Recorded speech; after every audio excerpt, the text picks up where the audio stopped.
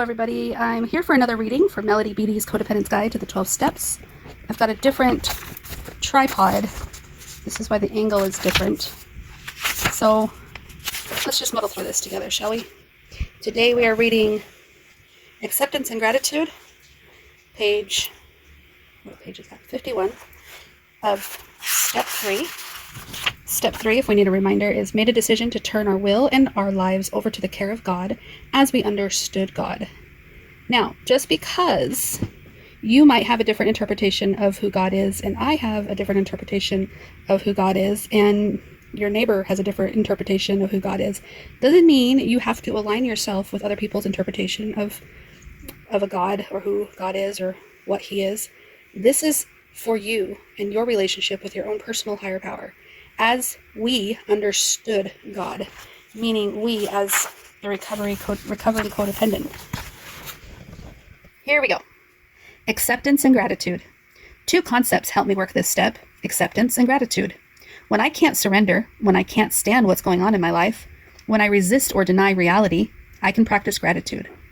When I cannot see the good in what's happening, when I know best and no one is listening, when I don't know what to do next, or when I know what I want to do next but can't do it, I can practice gratitude. When I feel deprived, unloved, uncared for, abandoned, and left out of life, I can practice gratitude. And I can practice self-care. Gratitude has immense transformational powers for ourselves, our lives, and our circumstances. I have used this tool over and over again.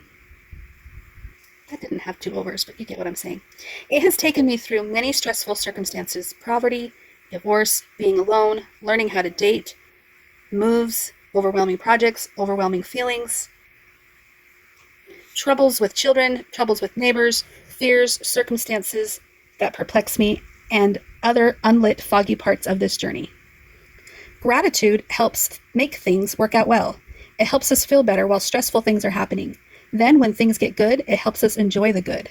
Focusing on the negative, focusing on what's wrong with the picture, is a large part of our codependency. Gratitude empowers and increases what's right in our lives. It helps make things right.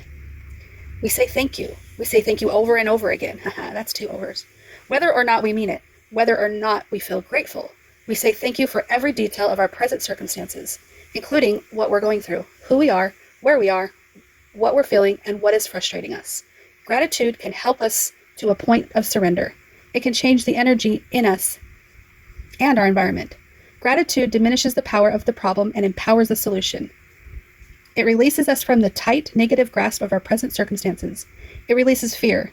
It helps us move out and move forward. It breeds acceptance, the magic that helps us and our circumstances change. Okay, I'm so sorry that this is a really terrible angle, so it's probably hard for you to read along with me, but I kind of read it correctly.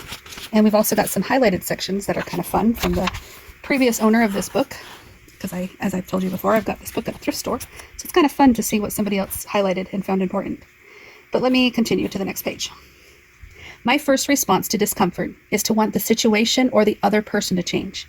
When I take this step, when I focus on taking care of myself, my circumstances change, usually because I change. Force gratitude. Say thank you again and again for each circumstance. Say thank you even if you're not feeling grateful. Eventually, the power of gratitude will take over and joy and true gratitude will begin. Next to the steps and detachment, gratitude is probably the most helpful recovery tools available. Like any tool, thinking about using it isn't enough. It works only when we pick it up in our hands and actually begin using it. All right, so that's all I'm going to read for today. The freedom of surrender is going to be the next day, and it is a few pages long, so it's going to be a little bit of a long one. And then we got activities at the end. So thank you so much for listening to me read today. I know this was a short one, and that's okay. I want to invite you to comment below if you're relating to anything I'm saying. Gratitude to me is definitely a helpful tool. However, it can also be a toxic positivity sort of mindset if you feel like you're not allowed to express your anger, if you feel like you're not allowed to have upset emotions or sad feelings or experience grief or resentments. Those feelings might all be valid. And the trick, in my experience, is to express those feelings but don't wallow in them. Either make changes so that you're not in those feelings forever, or start practicing gratitude once you've expressed your feelings appropriately and in a healthy way. That's my experience, where you don't want to be toxic positive and pushing your feelings down or avoiding your feelings or pretending you don't have upset feelings and always practicing gratitude, gratitude, gratitude all the time. You want to move into gratitude naturally after you've expressed your upset feelings in a healthy way, after you've processed them, after you've made changes in a way that's going to help you avoid those feelings if you can, right? But sometimes we can't avoid them. I don't know if I'm explaining it very well, but okay, let's say you hate your job and you can't stand your job and your job sucks and your job is this and your job is that and you just want to just quit and tell everybody off one day and that's just how you feel. Well, if you don't actually explore why you hate your job and look into maybe bettering your circumstance, then practicing gratitude isn't really being authentic about your job. And I feel that if you do what you can to make changes within your job, or maybe you seek a different job and then start practicing gratitude. So let's say it's the shift that you're assigned, or maybe where you sit, or who you sit next to, or the type of duties that you do. Maybe you want to go for a promotion, or maybe you want to switch a position. You may not be in control of the exact job, but you are able to make choices for yourself in a healthy way that will move you into acceptance and gratitude much more naturally and authentically. But if you're always bitter and resentful and angry and upset about your job, but you're not doing anything about it, then you're just wallowing in your circumstances and trying to get everybody else to change around you.